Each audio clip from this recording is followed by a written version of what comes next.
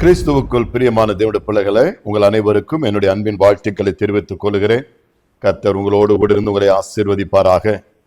இந்த நாளிலும் கூட தேவனுடைய வார்த்தையிலிருந்து தியானத்திற்காக எடுத்துக் கொள்ளப்பட்ட வேத பகுதி எரேமியாவின் புஸ்தகம் 33ஆம் அதிகாரம் 3வது வார்த்தை. எரேமியாவின் புஸ்தகம் 33 3வது வசனம். என்னை நோக்கி கூப்பிடு, அப்பொழுது நான் உனக்கு உத்தரவு கொடுத்து நீ அறியாததும் உனக்கு எட்டாததுமான பெரிய காரியங்களை உனக்கு அறிவிப்பேன். ஆமென்.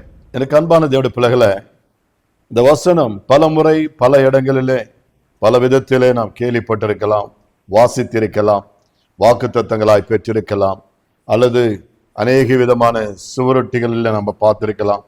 தேவன் தாமே இந்த வார்த்தையை கொடுப்பதற்கு ஒரு முகாந்தரம் உண்டு.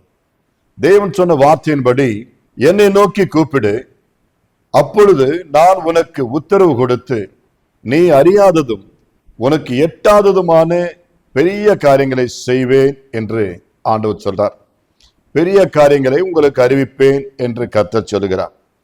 எனக்கு அருமையான தேவனுடைய பிள்ளைகளை, இந்த வார்த்தை கேட்பதற்கு வெறும் சிம்பிளாய், அதாவது எளிமையாய் காணப்பட்டாலும் கூட தேவன் நம்மோடு கூட பேசும் பொழுது எளிமையான முறையில தான் பேசிக் கொண்டிருக்கிறதை நாம் வேதம் முழுவதிலும் பார்க்க முடியும். எல்லோரும் புரிந்து கொள்ள வேண்டும், தேவனுடைய அருள் பெறுவது எப்படி, தேவனுடைய ஆசீர்வாதங்களுக்கு நாம் பாத்திரவான்களாய் தகுதியுள்ளவர்களாய் மாறுவது எப்படி என்கின்ற காரியங்களை வேதத்தில் பரிசுத்த தெய்வம் ஆமென் எளிமையான முறையிலே நமக்காக எழுதி வைத்திருப்பதும் சொல்லியிருப்பதையும் நம்மாலே பார்க்க முடியும். இந்த வசனத்தினும் கூட நான் வாசிக்கும் பொழுது, நீ என்னை நோக்கி கூப்பிடு, அப்பொழுது நான் உனக்கு உத்தரவு கொடுப்பேன் என்று சொல்லுகிறார். நாம் ஆண்டவரை நோக்கி கூப்பிட வேண்டும் என்பதுதான் தேவன் நமக்கு இங்கே சொல்லிக் கொடுக்கின்ற பாடம். அப்படி நாம் அவரை நோக்கி கூப்பிடும் பொழுது நம்முடைய காரியங்கள் எதுவா இருந்தாலும் தேவனுக்கு தெரியப்படுத்தும்படியாக நாம் கர்த்தரை நோக்கி கூப்பிடும் பொழுது தேவன் நமக்கு செவி கொடுக்கிறவராய், உத்தரவு கொடுக்கிறவராய் இருக்கிறதை நாம் இங்கே வாசிக்கிறோம். எனக்கு அருமையானதோட பிள்ளைகளை, சும்மா கேட்டு ஏனோதானமாக ஒரு பதில் கொடுக்கிறவர் அல்ல, பெரிய காரியங்களை செய்கிற தேவன் அவர். அதிசயமான வார்த்தைகளால் அதிசயமான செயல்களை செய்கிற தேவன் அவர். எனவே நாம் அவரை நோக்கி கூப்பிட வேண்டும் என்பதுதான் கர்த்தருடைய ஆசை. நம்முடைய வாழ்க்கையில அரிய பெரிய காரியங்களை பார்க்க வேண்டும், தேவனுடைய அதிசயங்களை காண வேண்டும், இறைவனின் மகா பெரிய மகத்துவங்களை நம்முடைய வாழ்க்கையிலே நாம் ருசிக்க வேண்டும் அல்லது காண வேண்டும் என்று விரும்பினால், அது யாராயிருந்தாலும் வேதம் சொல்லுகிறது, என்னை நோக்கி கூப்பிட வேண்டும். இதுதான் கண்டிஷன், இதுதான் நிபந்தனை. நாம் கர்த்தரை நோக்கி கூப்பிட வேண்டும் என்பதே அவருடைய ஆசை. நாம் அவரை நோக்கி அழைக்கணும், அவரை நோக்கி கூப்பிடணும், அவரை நோக்கி கேட்கணும். இதுதான் கர்த்தருடைய ஆசை. வேதம் சொல்லுகிறபடி கேட்கிற எவனும் பெற்றுக் கொள்ளுகிறான், கேட்கிற கூப்பிடுகிற யாவருக்கும் தேவன் ஆமென் அற்புதம் செய்கிறவராய் இருக்கிறார். அது மட்டுமல்ல, அந்த வசனம் சங்கீதத்தில் வாசிக்கிறோம். 145ஆம் சங்கீதம் 18வது வசனத்தில் வேதம் இப்படியாய் சொல்லுகிறது. வாசிப்போம். சங்கீதம் 145 18வது வசனம். தம்மை நோக்கி கூப்பிடுகிற யாவருக்கும், உண்மையாய் தம்மை நோக்கி கூப்பிடுகிற யாவருக்கும் கர்த்தர் சமீபமாயிருக்கிறார். பார்த்திருக்கலாம். எனக்கு அருமையான தேவ ஜனமே, கர்த்தர் சொல்லுகிறார், தம்மை நோக்கி கூப்பிடுகிற யாவருக்கும், யாராயிருந்தாலும், whoever it may be, வேதம் சொல்லுகிறபடி தம்மை நோக்கி, தெய்வத்தை நோக்கி, கர்த்தரை நோக்கி கூப்பிடுகிற யாவருக்கும், அவர் உண்மையாய் தம்மை நோக்கி கூப்பிடுகிற யாவருக்கும் சமீபமாயிருக்கிறார். சமீபமாயிருக்கிறார்.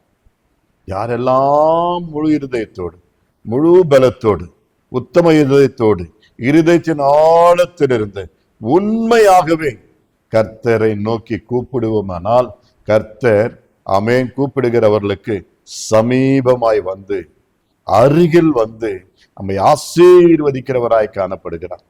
எனக்கு அருமையானதோட பிள்ளைகளை, அநேக நேரங்கள்ல மனிதர்களாகிய நாம் நம்முடைய பலவீனங்கள்ல, நெருக்கங்கள்ல, கஷ்டங்கள்ல, பாடுகள்ல கர்த்தரை தவிர, தெய்வத்தை தவிர மற்ற எல்லா மக்களையும் எல்லாவற்றையும் நோக்கி பார்க்கிறவர்களாய் இருக்கிறோம். பார்க்க வேண்டிய பக்கமாய் நாம் பார்ப்பதில்லை. நாம் பார்த்தால் நோக்கி கூப்பிட்டால் நம்முடைய ஆண்டவராகிய கர்த்தர் செவி கொடுப்பேன் என்று வாக்குத்தத்தம் பண்ணுகிறதை பார்க்கிறோம். வேதத்தில கூட, இந்த பரிசுத்த வேதாகமத்தில கூட சில பக்தர்கள் தன்னுடைய வாழ்க்கையில இவ்விதமாக கூப்பிட்டு நன்மை பெற்றவர்களாக அவர்கள் சாட்சியாய் பகிர்ந்து கொள்கிறதை பார்க்கிறோம். வேதத்தில் ஏராளமான பேர் உண்டு. கர்த்தரை நோக்கி கூப்பிட்டு கூப்பிட்டு நன்மை பெற்றவர்கள், அற்புதங்களை கண்டவர்கள், அதிசயங்களை கண்டவர்கள், ஆரம்பம் முதல் ஆதியாக முதல் வெளிப்படுத்தும் விசேஷம் வரைக்கும் கூட தேவனால் நன்மை பெற்றவர்கள் எல்லோரும் கூட தேவனை நோக்கி கூப்பிட்டு பதில் பெற்றவர்கள் தான். தேவனால் அற்புதங்களை கண்டவர்கள். வேதம் சொல்லுகிறது, முதலாவது நாம் வாசிக்கிறோம், தாவீதை குறித்து அதிகமாய் நாம் பார்க்க முடியும். தாவீது தேவனோடு கூட நெருங்கிய தொடர்புடையவராய் காணப்பட்டார். எப்பொழுதும் தேவனை துதிக்கிறவராய், எப்பொழுதும் கர்த்தரை ஸ்தோத்திரிக்கிறவராய், எக்காலத்திலும் கர்த்தரை மகிமைப்படுத்துகிற ஒரு தேவ மனிதனாக அனுதினமும் தன்னுடைய வாழ்க்கையில தேவனை நெருங்கி வாழ்கிற மனிதனாய் காணப்பட்டார். தாவீது சொல்லும் பொழுது சங்கீதங்களின் புஸ்தகம் 18ஆம் அதிகாரம் 6வது வசனத்தில் இப்படியாய் சொல்கிறார். வாசிப்போம். சங்கீதம் 18:6. எனக்கு உண்டான நெருக்கத்திலே கர்த்தரை நோக்கி கூப்பிட்டு என் தேவனை நோக்கி அபயமிட்டேன். தமது ஆலயத்திலிருந்து என் சத்தத்தை கேட்டார். என் கூப்பிடுதல் அவர் சந்நிதியில் போய் அவர் செவிகளில் ஏறிற்று. ஆமென். எனக்கு அன்பான தேவனுடைய பிள்ளைகளே, பக்தனாகிய தாவீது தன்னுடைய அனுபவத்தை சொல்லுகிறார். எனக்கு உண்டான நெருக்கத்திலே, எனக்கு இருக்கின்ற அந்த நெருக்கங்கள் மத்தியிலே, ஆமென், நான் கர்த்தரை நோக்கி கூப்பிட்டேன். அவருடைய அனுபவத்தை நமக்கு சொல்லுகிறதை பார்க்கிறோம். கர்த்தரை நோக்கி கூப்பிட்டேன். எந்த மனிதனையும் நான் நோக்கி பார்ப்பதில்லை. கர்த்தரை நோக்கி கூப்பிட்டேன். என் தேவனை நோக்கி அபயமிட்டேன். தகப்பனே, ஆண்டவரே என்று சொல்லி ஆண்டவரை நோக்கி அபயமிட்டேன். அப்பொழுது தமது ஆலயத்திலிருந்து என் சத்தத்தை கேட்டார். என் கூப்பிடுதல் அவருடைய சந்நிதியில் போய் அவர் செவிகளில் ஏறிற்று என்று வேதம் சொல்லுகிறது. பார்த்தீர்களா? தேவன் நம்முடைய சத்தத்தை கேட்கிறவராயிருக்கிறார். தேவன் நம்முடைய சஞ்சலங்களை நோக்கி பார்க்கிறவராயிருக்கிறார். நம்முடைய நெருக்கங்களை காண்கின்ற தேவன், நாம் அழுகிற அழுகையை நோக்கி பார்க்கிற, சத்தத்தை கேட்கிற தெய்வமாயிருக்கிறார். எனக்கு அருமையான தேவ ஜனமே, இந்த செய்தியை கேட்கிற நாம், இது சாதாரண ஒரு செய்தி தானே, இது பல முறையே நான் கேட்டிருக்கிறேன், இது சாதாரண ஒரு பிரசங்கம், நான் பிரசங்கிக்க வரல.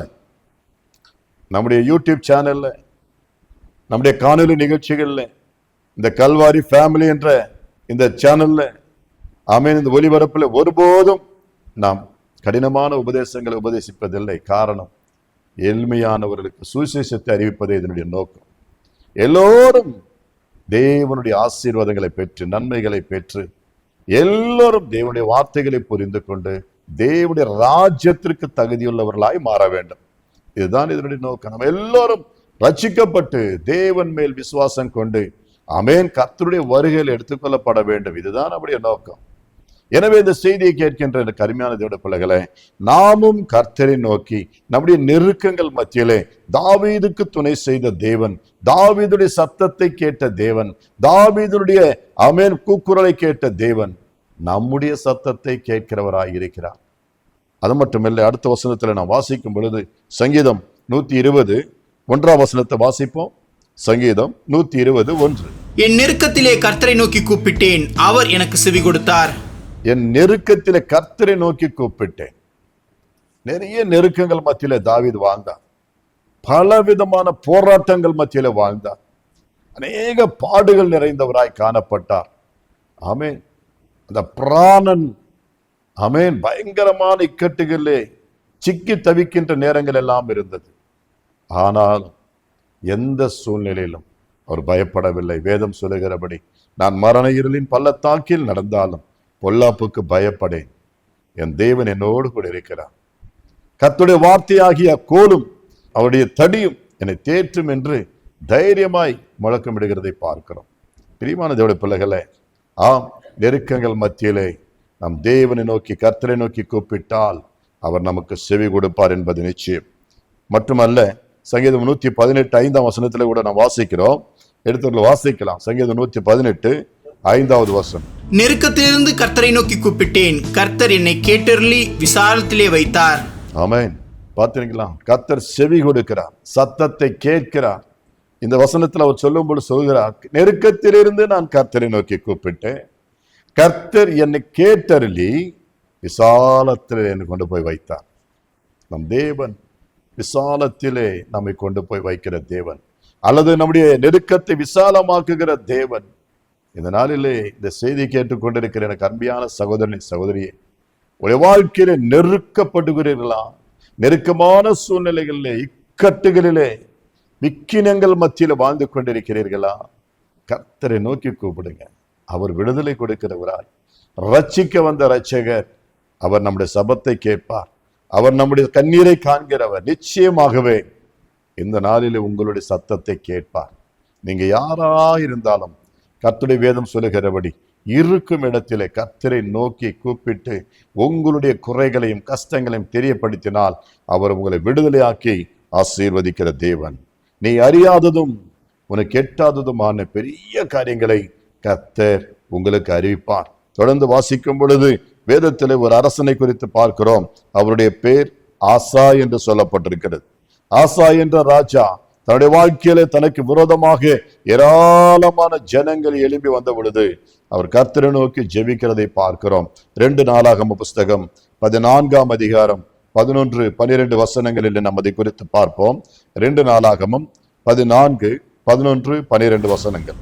ஆசா தன் தேவனாகிய கர்த்தரை நோக்கி கூப்பிட்டு, கர்த்தாவே, பலமுள்ளவனுக்காகிலும் பலனற்றவனுக்காகிலும் உதவி செய்கிறது உமக்கு லேசான காரியம். எங்கள் தேவனாகிய கர்த்தாவே, எங்களுக்கு துணை நில்லும். உம்மை சார்ந்து உம்முடைய நாமத்தில் ஏராளமான இந்த கூட்டத்திற்கு எதிராக வந்தோம். கர்த்தாவே, நீர் எங்கள் தேவன், மனுஷன் உம்மை மேற்கொள்ள விடாதேயும் என்றான்.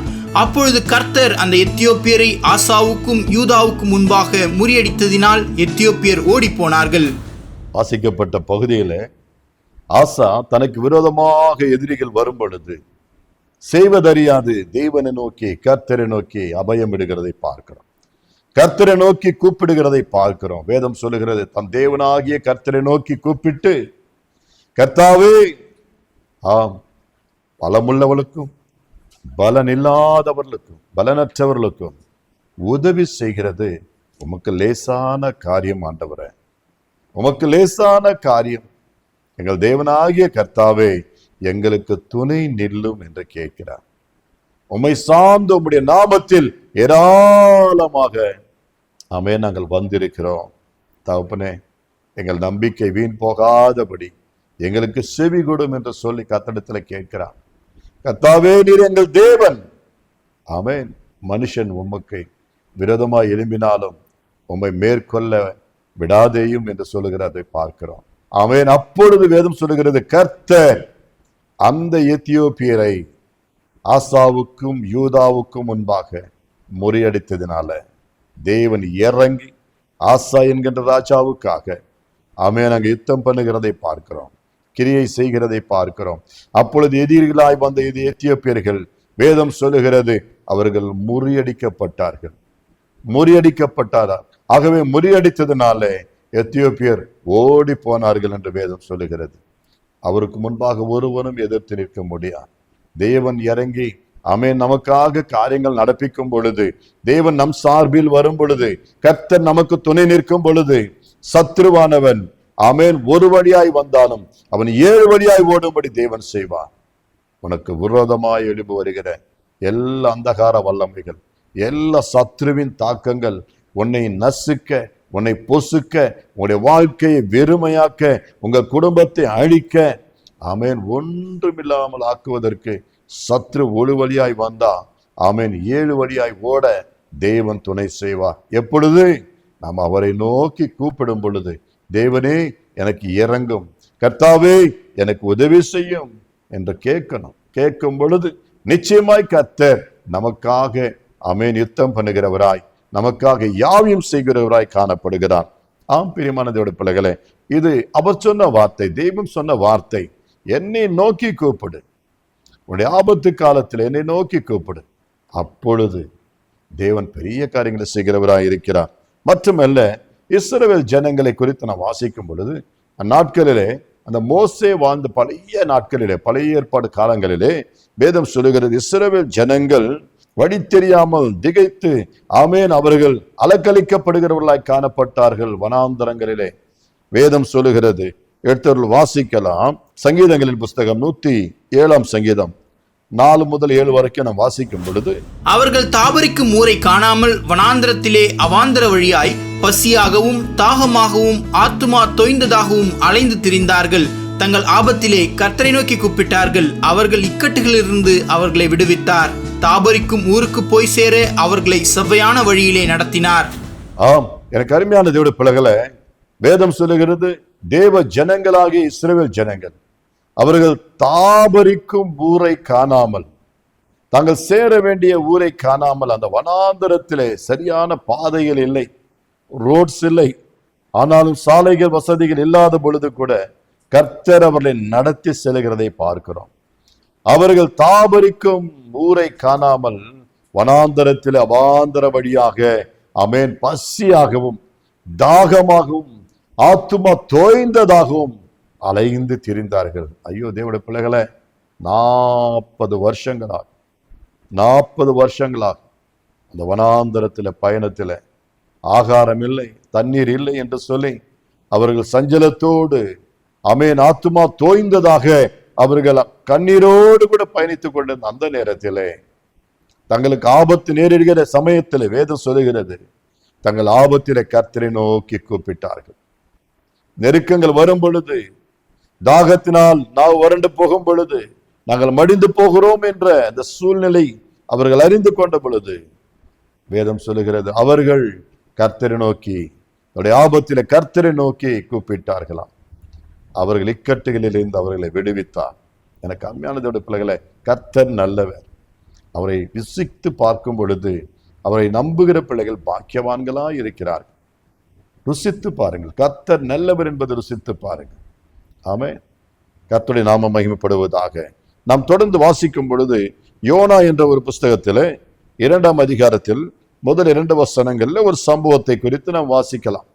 யோனா பக்தனுடைய வாழ்க்கையில இவர் தேவனால் அழைக்கப்பட்டு தேவனுடைய சுவிசேஷத்தை, நற்செய்தியை இதோ நினிவே என்ற ஒரு பட்டணத்தில் போய் அறிவிக்கும்படியாய் தேவனால் தெரிந்து கொள்ளப்பட்டவர்.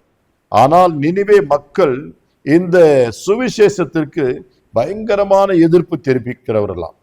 சுவிசேஷத்தை சொல்ல போனால் அவர்களை கொலை செய்து விடுவார்கள். ஆகவே இந்த யோனா பயந்து, அந்த நினிவே மக்களுக்கு பயந்து கப்பல் ஏறி தரிசிஸ் என்ற ஒரு ஊருக்கு புறப்பட்டு போகிறார்.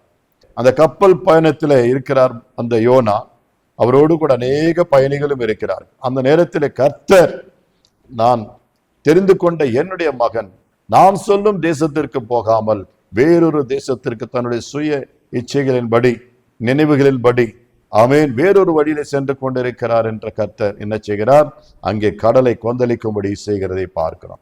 இதனால் அங்கு கப்பல் சேதம் ஏற்படுகிற சூழ்நிலை இங்கு உருவாயிருக்கிறது. எனக்கு பிரியமான தேவனுடைய பிள்ளைகளை, அதுல பயணித்துக் கொண்டிருந்த எல்லோரும் பயந்து போய், இது என்ன என்ன என்ன இதுவரையிலும் இப்படிப்பட்ட சூழ்நிலையை நம்ம பார்த்ததே இல்லை என்று சொல்லி மாலுமிகள் சொல்ல, அந்த கப்பல்ல இருக்கின்ற அத்தனை பேரும் பயந்தவர்களாய் மடிந்து போகிற சூழ்நிலையில் இருக்கும் பொழுது, இது யார் செய்த பாவம் என்னவா இருக்கும் என்று சொல்லி அந்த கப்பல் இருக்கிற எல்லோருடைய பெயர்களும் சீட்டு போட்டு கடவுளுக்கு முன்பாக போடுவோம், ஒன்று எடுப்போம்னு சொல்லி ஒரு சீட்டை எடுக்கும் பொழுது அங்கே இந்த யோனா என்ற நபருடைய பெயர் வருகிறது. இந்த யோனாவை ஆண்டவர் காட்டி கொடுக்கிறார். எனக்கு அருமையான தேவ ஜனமே, இந்த யோனா எங்கே இருக்கிறார் என்று சொன்னால், அடித்தட்டில் போய் ஆமென் தன்னை ஒழித்து கொண்டிருக்கிறதை பார்க்கிறோம். ஒழித்து கொண்டிருக்கிறார். அவரை கூப்பிட்டு விசாரிக்கிறார், நீர் யார், எங்கிருந்து வருகிறாய், எங்கே செல்கிறாய் என்று அந்த யோனாவை அதட்டி கேட்கிற பொழுது அவர் சொல்றார், நான் வானத்தையும் பூமியும் அந்த சராசரங்களை படைத்த சர்வ வல்லமையுள்ள தேவனாகிய கர்த்தருடைய மகன் தாசன் என்று வேற சொல்லிட்டு இருக்கிறார். ஆமென். இந்த நேரத்தில் எல்லோரும் தீர்மானம் பண்ணி, அவரும் சொல்ல, ஆமென் என்னை தூக்கி கடல்ல போட்டுருங்க, இதுதான் எனக்கு தண்டனை என்று சொல்லி அவன் சொல்ல, எல்லோரும் சேர்ந்து அவனை தூக்கி கடல்ல போட்டார். எனக்கு அருமையான தேவ ஜனமே, அவரை தூக்கி கடலில் எரிந்த பிறகு கடல் அமைதியாயிற்று. எரிந்த பிற்பாடு தேவன் அப்படியே விட்டு விடாமல் அவனை காக்கும்படி, தேவன் யோனாவை காக்கும்படிக்கு அந்த கடலிலே ஒரு மிகப்பெரிய திமிங்கலத்தை, ஒரு மிகப்பெரிய ஆமென் மீனை ஆயத்தப்படுத்தி வைத்திருந்தார்.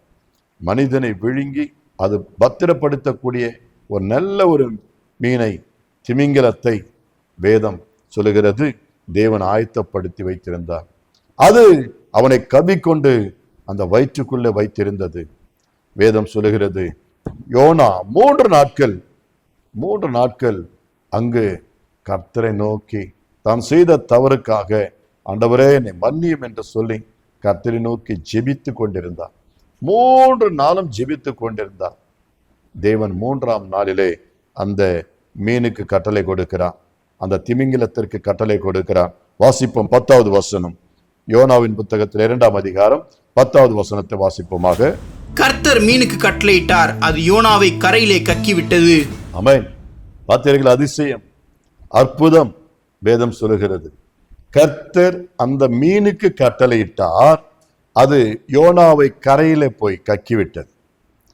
கர்த்தர் அற்புதமான காரியங்களை செய்கிறார், கரையில கக்கும்படியாக. அது எந்த கரையில, எந்த கரைக்கு அவன் செல்ல வேண்டுமோ, எந்த கரைக்கு நேராக செல்ல வேண்டும் என்று ஆண்டவர் கட்டளை கொடுத்திருந்தாரோ அந்த நினிவே பட்டணத்திலே போய் அந்த கரையோரத்திலே அங்கே அது அவனை கக்கிவிட்டது.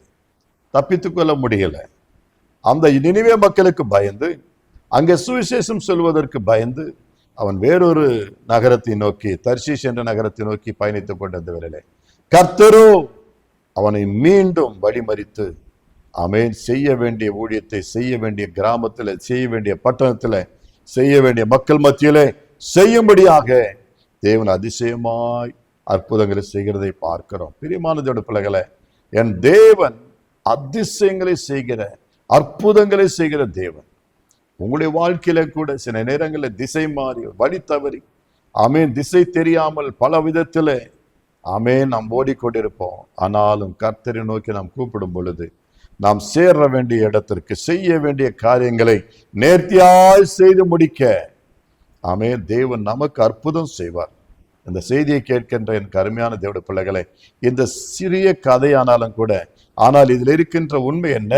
என் தேவனுக்கு ஆமென் நாம் நோக்கி கூப்பிடும் பொழுது, தேவனுக்கு நாம் ஜெபிக்கும் பொழுது, கர்த்தரை நோக்கி அபயம் விடும் பொழுது, ஆண்டவன் நேர்த்தியாக உன்னுடைய டெஸ்டினி, உன்னுடைய ஆமென் சேர வேண்டிய இடங்களை, தாபரிக்கும் இடங்களுக்கு உங்களை கொண்டு போய் சேர்ப்பார். ஆமென். யோனாவை சேர்த்த தேவன், அந்த இஸ்ரவேல் ஜனங்களை நடத்தின தேவன் நம்முடைய வாழ்க்கையிலையும் கூட செய்வார். அது மட்டுமல்ல, வேதத்தில் இன்னொரு ராஜாவை குறித்து வாசிக்கிறோம். ஆமென். ஏசாயாவின் புஸ்தகம் 38ஆம் அதிகாரம் 1 முதல் 5 வசனங்கள்ல வாசிப்போம். அந்நாட்களில் எசேக்கியா வியாதிப்பட்டு மரணத்துக்கு ஏதுவாயிருந்தான். அப்பொழுது ஆமோச்சின் குமாரனாகிய ஏசாயா என்னும் தீர்க்கதரிசி அவனிடத்தில் வந்து அவனை நோக்கி, நீர் உமது வீட்டு காரியத்தை ஒழுங்குபடுத்தும், நீர் பிழைக்க மாட்டீர், மரித்து போவீர் என்று கர்த்தர் சொல்லுகிறார் என்றான். அப்பொழுது எசேக்கியா தன் முகத்தை சுவர்புறமாக திருப்பிக் கொண்டு கர்த்தரை நோக்கி, ஆ கர்த்தாவே, நான் உமக்கு முன்பாக உண்மையும் மன உத்தமமாய் நடந்து உமது பார்வைக்கு நலமானதை செய்தேன் என்பதை நினைத்தருளும் என்று விண்ணப்பம் பண்ணி எசேக்கியா மிகவும் அழுதான். அப்பொழுது ஏசாயாவுக்கு உண்டான கர்த்தருடைய வார்த்தையாவது, நீ போய் எசேக்கியாவை நோக்கி, உன் தகப்பனாகிய தாவீதின் தேவனாயிருக்கிற கர்த்தர் சொல்லுகிறது என்னவென்றால், உன் விண்ணப்பத்தை கேட்டேன், உன் கண்ணீரை கண்டேன், இதோ உன் நாட்களோட 15 வருஷம் கூட்டுவேன். இங்கே இந்த எசேக்கியாவை குறித்து நான் வாசிக்கும் பொழுது, அந்த பயங்கரமான மரணத்திற்கு ஏதுவான வியாதியில, மரணப்படுக்கையில, மிகவும் கொடிய வியாதியோடு கூட அவதிப்பட்டு கொண்டிருந்ததான அந்த நேரத்தில் தேவ மனிதனும் வந்து சொல்லிவிட்டார், நீ பிழைக்க மாட்டாய், உன் வீட்டை ஒழுங்குபடுத்து, உமது வீட்டு காரியங்கள் எல்லாம் ஒழுங்குபடுத்து. ஆமென். என்னென்ன செய்யணும், எது எது செய்யணும் எல்லாம் சொல்லி ஒழுங்குபடுத்து. உன் பிள்ளைகளோடு, மற்றவர்களோடு எல்லாவற்றையும் ஒழுங்குபடுத்து, நீ பிழைக்க மாட்டாய், மறித்து விடுவீர் என்று சொன்னவர். இந்த வார்த்தையை கேட்டவுடனே இந்த எசேக்கியா என்ன செய்தாரா? ஆமென். எசேக்கியா தன் முகத்தை சுவருக்கு நேராக திருப்பி கொண்டு கர்த்தரை நோக்கி ஜெபித்தாராம். கர்த்தாவே, நான் உமக்கு முன்பாக உண்மையும் உத்தமமாய் நடந்ததை நினைத்தருளும் என்று சொல்லுகிறார். உம்முடைய பார்வைக்கு நலமானதை செய்தேன் என்பதையும் நினைத்தருளும் என்று சொல்லுகிறதை பார்க்கிறோம். ஆமென். பிரியமான பிள்ளைகளே, இப்படி சொல்லி எசேக்கியா ராஜா மிகவும் அழுதான், மிகவும் அழுதான். எனவே இந்த அழுகையை கேட்ட கர்த்தர், ஆமென், வேதம் சொல்லுகிறது, அப்பொழுது ஏசியாவுக்கு உண்டான கர்த்தருடைய வார்த்தை அந்த தீர்க்கதரிசின் மூலமாய் மீண்டும் ஆண்டவர் பேசுகிறார். என்ன சொல்லுகிறார்? இதோ நீ போய் எசேக்கியாவோடு பேசு. உன் தகப்பனாகிய தாவீதின் தேவனாகிய கர்த்தர் சொல்லுகிறது என்னவென்றால், உன் விண்ணப்பத்தை கேட்டேன், உன் கண்ணீரை கண்டேன். இதோ உன் நாட்களோடு 15 வருடங்கள் கூட்டுவேன். பார்த்தீங்களா? 15 ஆண்டுகள் தேவனால் அருளப்பட்டது. தேவ ஆசீர்வாதமான ஆண்டுகள் அது. அதுவரையிலும் அவர் அந்த ஆண்டுகள் எல்லாம் கூட நேச்சராக, இயற்கையாகவே அவர் கொண்டிருந்த ஆண்டுகள். இந்த 15 ஆண்டுகள் தேவனால் கொடுக்கப்பட்ட ஆண்டுகள். எவ்வளவு ஆசீர்வாதமா இருந்திருக்கும் பாருங்க. தேவன் கொடுத்த ஆசீர்வாதங்கள். ஆமே, நீங்களும் நானும் நம்முடைய வேதனைகள் மத்தியிலே, நெருக்கங்கள் மத்தியிலே, பலவீனங்கள் மத்தியிலே, வியாதிகள் மத்தியிலே, மரணத்திற்கு ஏதுவான சூழ்நிலைகளிலே பயப்படாமல் நம் தேவன் நம்மோடு கூட இருக்கிறார். கர்த்தரின் ஜெபத்தை கேட்பார். என் பலவீனங்களை அவர் அறிவார் என்று தேவ சமூகத்துல அவரை நோக்கி நாம் கூப்பிடும் பொழுது, ஜெபிக்கும் பொழுது, ஆமென், கர்த்தரை நோக்கி பார்க்கும் பொழுது தேவன் நம்முடைய விண்ணப்பத்தையும் கேட்கிறவராய் இருக்கிறார். உங்கள் ஜெபத்தையும் கேட்கிறவராய் இருக்கிறார். உங்களுடைய வியாதியில தேவன் வியாதியின் படுக்கையை மாற்றி, ஆமென், கர்த்தர் உங்களுடைய ஆயுசு நாட்களை பெருக செய்கிற தெய்வமாய் இருக்கிறார். நீங்கள் வாயை திறந்து ஜெபிக்கணும். நம்முடைய பலவீனத்திற்காக நாம் தான் கர்த்தரை நோக்கி கேட்கணும். இப்படியாய் நாம் ஜெபிக்கும் பொழுது கர்த்தர் பெரிய காரியங்களை செய்வார். புதிய ஏற்பாட்டு நாட்களிலும் கூட ஆண்டவராக இயேசு கிறிஸ்து பூமியில இந்த நாட்களிலே ஒரு ஆண்டவராக கர்த்தர் அவர் எரிகோ என்ற பட்டணத்திற்கு நேராக அவர் புறப்பட்டு பயணித்துக் கொண்டிருந்த வேளையிலே அந்த வழி அருகிலே பார்த்தீர்கள், ஆனால் ஒருவன் குருடனாய், ஆமென், பிறவிலே குருடனாய் காணப்பட்டான். அவன் முன்னடப்பவர்களை பார்த்து, யார் செல்லுகிறது, எங்கே செல்லுகிறார்கள் என்று சொல்லும்போது முன்னடப்பவர்கள் சொன்னார்கள், அவர் தாவீதின் குமாரனாக இயேசு போகிறார் என்று. அப்பொழுது உடனே சத்தமிட்டு கூப்பிட ஆரம்பித்தார், தாவீதின் குமாரனே இயேசுவே, நசரேயனாகிய இயேசுவே என்று சொல்லி கதறுகிறார்கள். அதை கேட்ட முன்னடப்பவர்கள் எல்லாரும் அவரை அதட்டுகிறார்கள், பேசாதபடிக்கு அதட்டினார்கள். அவனோ எப்படியாகிலும் பார்வை அடைய வேண்டும், இந்த கர்த்தராலே கூடும், இவர் பலருக்கு பார்வை கொடுத்திருக்கிறார், ஆமென், கால்களை கொடுத்திருக்கிறார், கண்களை கொடுத்த தேவன், செவிகளை திறந்த தேவன், மரித்தோரை உயிரோடு எழுப்பின கர்த்தர் என்பதை அந்த குருடன் அறிந்திருந்தபடினாலே இன்னும் சத்தமாய் கதறுகிறதை பார்க்கிறோம். அது மட்டுமல்ல, அவன் சத்தமிட்டு 3ஆம் முறை கூப்பிட்ட பொழுது அவ்வளவு திரளான ஜனக்கூட்டத்தில் பயணித்துக் கொண்டிருந்த, நடந்து கொண்டிருந்த ஆண்டவராக இயேசு கிறிஸ்து, கர்த்தராக இயேசு கிறிஸ்து நிற்கிறதை பார்க்கிறோம். இயேசு நின்று அவனை தம்மிடத்தில் கொண்டு வரும்படியாய் கட்டளை கொடுக்கிறார். அந்த பிறவி குருடனை ஆண்டவராக இயேசுவினிடத்தில் கொண்டு வருகிறார்கள்.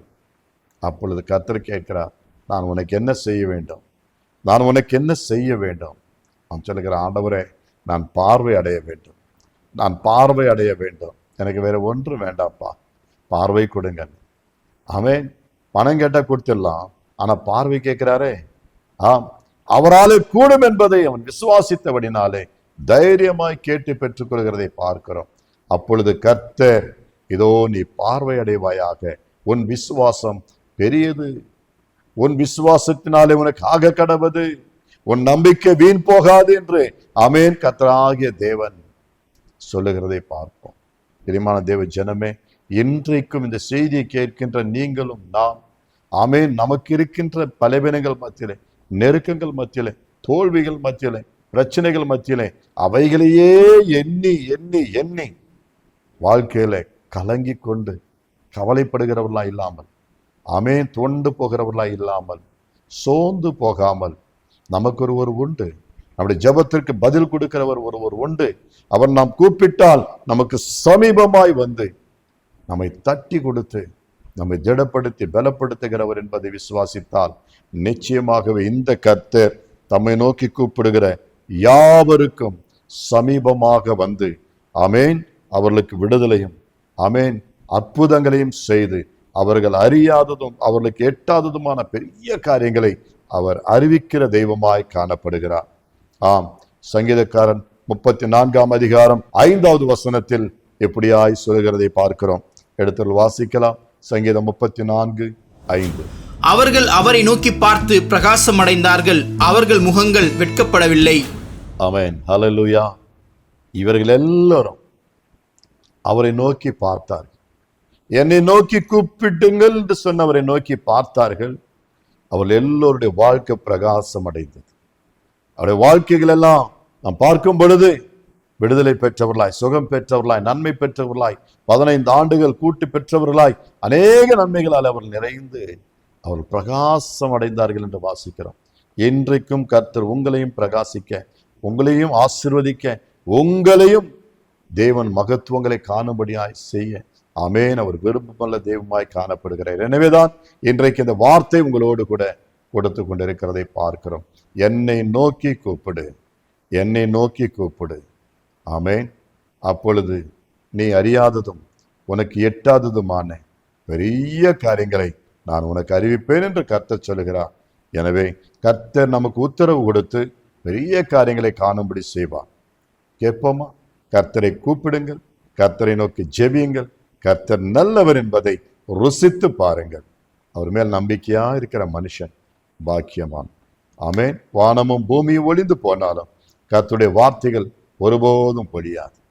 தேவன் தாமே உங்கள் ஒவ்வொருவருடைய கூக்குரலையும், உங்கள் ஒவ்வொருவருடைய சத்தத்தையும், உங்கள் ஒவ்வொருவருடைய கண்ணீர் கதறல்களையும் தேவன் கேட்டு பதில் கொடுப்பாராக. கர்த்தர் தாமே உங்களை ஆசீர்வதிப்பாராக. God bless you all. Thank you.